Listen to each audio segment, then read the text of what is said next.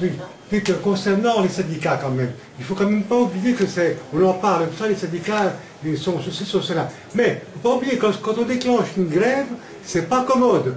Les gens qui ont fait... Oui, je sais, la réflexion, on les gens, ne pas la révolution. Non, c'est pas ça. Les gens qui n'ont pas participé au picket grève, qui ne sont pas allés sur le terrain, et que pour faire débrayer les gars, et puis que quelquefois se sont retrouvés à un refus, ben là il faut le savoir aussi ça. Hein. On ne déclenche pas une grève comme ça. On ne dit pas, c'est pas un coup de baguette magique. Hein. Les militants vont sur le terrain, poste par poste, et essayent de faire débrayer. Quelquefois ça marche, et quelquefois ça ne marche pas. Il faut le savoir ça. Quand on veut déclencher un mouvement de grève, on appelle à la grève.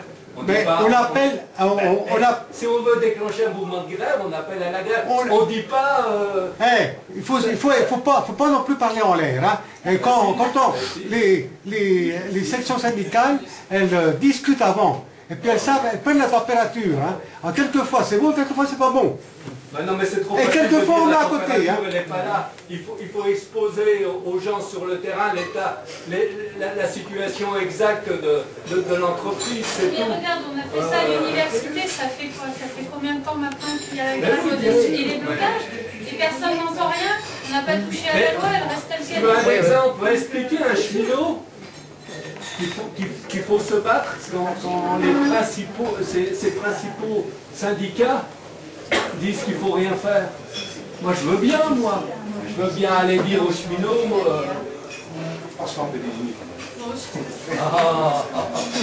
On va clore sur ce.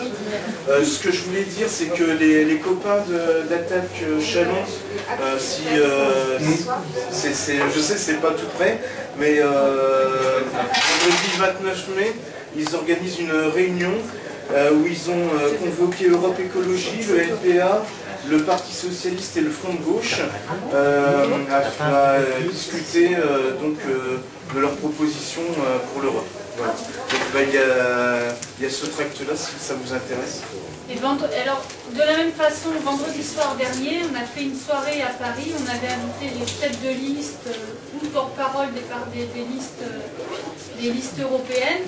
Donc il y avait du Réunion, machin. On les a tous interviewés sur la base de nos revendications des attaques d'Europe. Donc est-ce que vous engagez pour ça, pour ça, pour ça? Et on va le mettre en film sur le site d'Attaque. Donc si ça vous intéresse, sur le site d'Attaque, on a mis tout ça en film, thématique par thématique. Quoi. Voilà. Mais en tout cas, nous, ce qu'on essaye de faire, mais on n'est pas les seuls évidemment, c'est qu'on essaye d'interpeller dans toutes les grandes régions, d'interpeller l'ensemble des listes pour les interpeller et leur demander s'ils s'engagent à ça, et aussi leur dire ce que nous on pense, en se disant moi je reviens aussi là-dessus, il ne faut pas non plus tout attendre, pour moi il ne faut pas tout attendre des partis politiques, parce que vu la crise actuelle, il est absolument important qu'on s'engage, quel que soit l'engagement citoyen, que ce soit dans ses propres pratiques, dans des réseaux, des associations, des syndicats, etc. Parce que la réponse, elle ne viendra pas que de l'élection, elle ne viendra pas que du parti. Je pense que vu la situation actuelle, et notamment à l'échelon européen, on a absolument besoin d'un vaste mouvement populaire qui va prendre du temps, certes, mais bon, il y a des fois, les choses vont très vite aussi. Parce que nous, ce qu'on se dit, enfin, en tout cas, avec d'autres responsables syndicaux, etc., c'est que peut-être il faut imaginer une bataille comme on a pu avoir sur Bolkenstein, c'est-à-dire qu'on n'aura sans doute pas un mouvement qui partira comme ça de la grande idée européenne. Peut-être qu'il faudra que ça parte d'un point particulier, d'une attaque de l'Europe pour mettre en avant nous ce qu'on propose, quoi. Et malheureusement, je pense qu'à la rentrée, on va être servi. Et donc, il faudra être prêt aussi à réagir, quoi.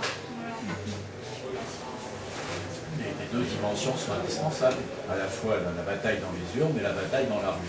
Il faut la mobilisation et le vote. Mais juste pour relativiser, certes la gauche européenne est en panne, a du mal, etc., y compris dans sa composante associative, syndicale, etc., mais dès lors qu'on passe les frontières de l'Europe, et par exemple moi j'étais au Forum social mondial en janvier, qui avait lieu au Brésil, et on se rend compte que par contre ailleurs, et par exemple en Amérique latine, il y a un mouvement social extrêmement fort, hyper inventif, innovant, qui invente des pratiques sociales, qui met en place des choses nouvelles, par exemple comme la Banque du Sud, qui permet de prêter directement aux États et d'aider directement les États. Donc il y a un tas de nouvelles politiques, de nouvelles pratiques sociales, toute une gauche très diverse dans toutes ces composantes qui se met en place.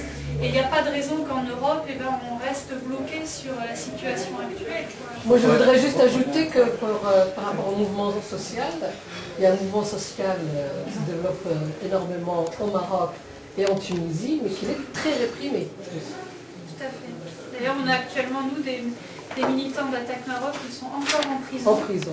Parce qu'ils ont osé dire ce qu'ils pensaient. Mais vous voyez, ça se développe. Je voudrais ajouter qu'il ne faut pas être pessimiste, parce que c'est vrai qu'il y a une dérive des partis sociaux-démocrates, des partis sociaux-libéraux, vers la droite, et qui fait que la gauche est en complète décomposition.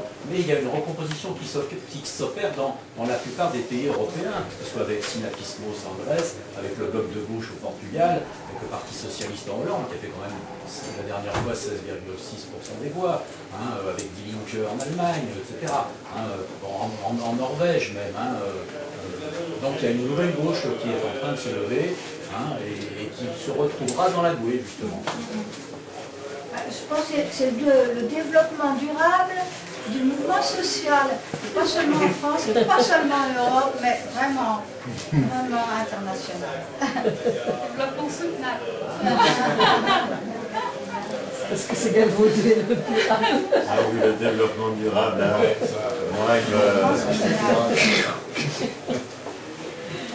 Oui, bien, à la semaine prochaine. Merci.